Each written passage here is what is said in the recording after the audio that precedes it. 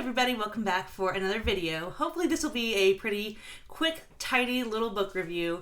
If you are new here, this is not typically the genre in which I read or review books, but I made a list of 17 standalones that I was going to read this year in an attempt to cross off some books that have been recommended to me over and over again by friends and family and stuff. Also in somewhat of a strategic attempt to dabble in some other genres, not only to broaden my horizons, because broadening horizons when you're my age is somewhat overrated. Like, I know what I like and I'm fine with that, but I do want to, not miss out on things that were excellent just because I thought I might not like them.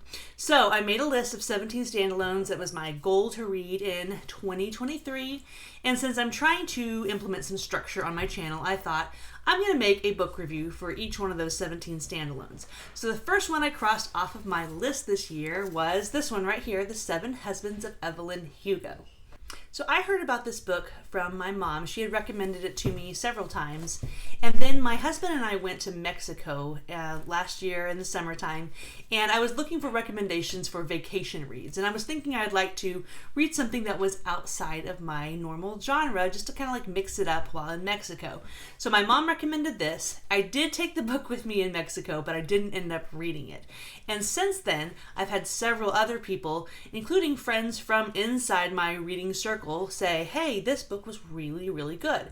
And this author, Taylor Jenkins Reid, just keeps coming up on like every single bestseller list, and lots of readers that I respect their taste and agree, kind of we tend to like a lot of the same things.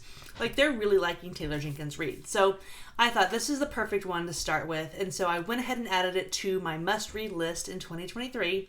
And then out of nowhere, my friend Selena, who has been one of my closest friends since I was a freshman in high school, she's kind of getting back into reading and set herself a personal goal of reading X amount of books this year. And this was one that was on her radar. So we're just like, oh, we totally have to match up and try to read those together. So we did read them together. And it was fun kind of joining in on a buddy read with someone who's really outside of the bookish community. That part was really, really fun for me. I was able to totally luck out and buy this from my local library for only $1.50. It was in absolutely pristine condition, so that was just a lucky break.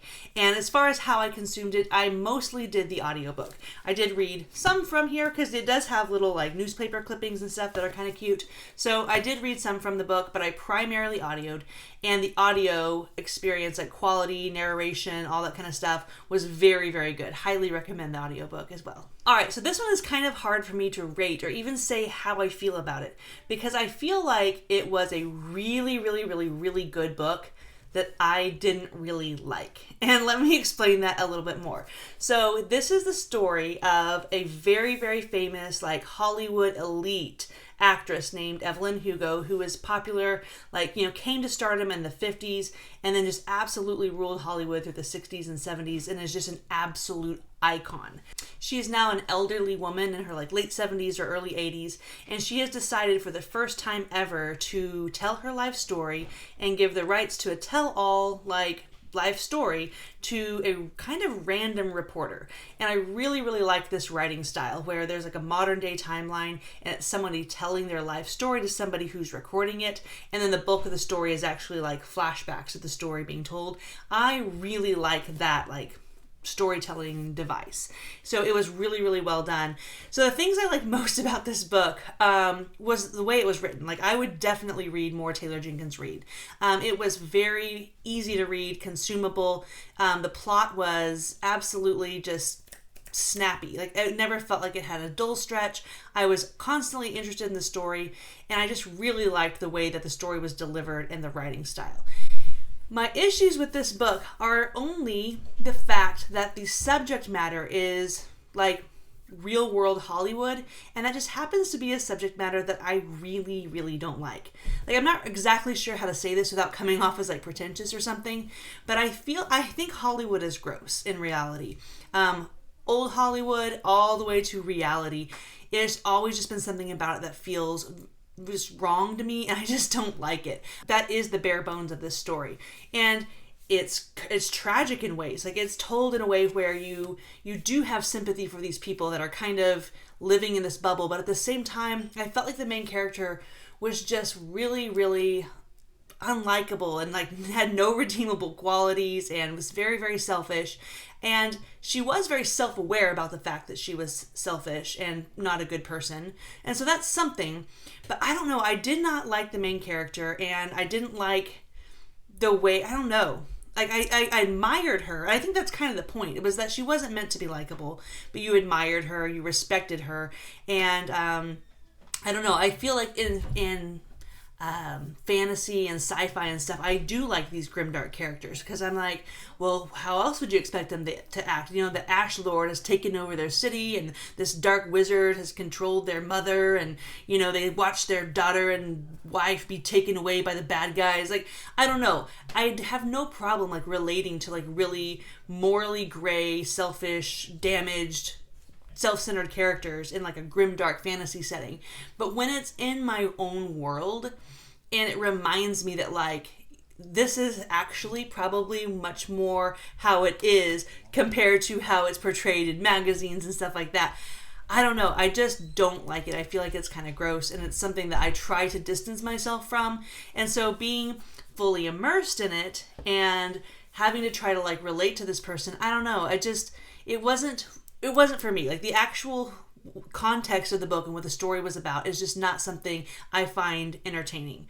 So the storyline that's recounting Evelyn's life had moments that just like didn't sit very well with me and I didn't love. But the storyline that's modern day time, that is Monique the reporter interviewing Evelyn, I really did like that side of the story quite a bit. And there's a really interesting underlying mystery that unfolds, and I had guesses as to where I thought it was going, and where it ended up going came out of like, it was totally perfectly set up and I didn't see it coming though. Like, it felt like it came out of nowhere, and then I was just like, oh my gosh, that's like even crazier than what I thought. So that was really, really well executed. I don't know, there was a lot to like about this book. So final thoughts are this. It's a strange situation where I think it might be a 5-star book that I just didn't care for. And I think it all comes down to the subject matter. It's just something that doesn't sit well for me. But I completely understand why this book is wildly popular, because there was a lot to like about it. When it just came down to it though, the main character and the subject matter of Hollywood behind the scenes is just something that I really don't prefer. But that's a wildly specific and random preference I have, and so I do understand the wide appeal about this, because there was a lot to like about this. Like, there was a love story in here that was just really, really beautiful. Actually, and it gave a lot to the concept of, you know, I don't want it to be like love makes a family, but the fact that families don't always look like just a mom and a dad and a couple kids and a dog. Like, there are so many different versions of found family, and I think there's a really interesting take on that in this book, that, you know, there's more than one way to build a really beautiful life for yourself. I just never felt like the character was that connected to the good parts of her life. So, I don't know. Like I said, very, very specific quirk of mine to not care for that setting. So I would, and that's the thing, is I would recommend this book to people because I did like the way it was executed. So let me know, have you read The 7 Husbands of Evelyn Hugo, or have you read any other Taylor Jenkins read? And what did you think? I feel like I'm the only one that I've ever heard of who's read this that was super mixed on it. So give me your feedback. And from here on out, I think I'm going to stay a little more in my lane, because I just kind of wonder if maybe this genre just isn't suited for me. Because when I read books, I like to be transported and to feel like I can't relate to these characters in a lot of ways because they live in a fantasy world. Whereas this just felt maybe a little too close to home.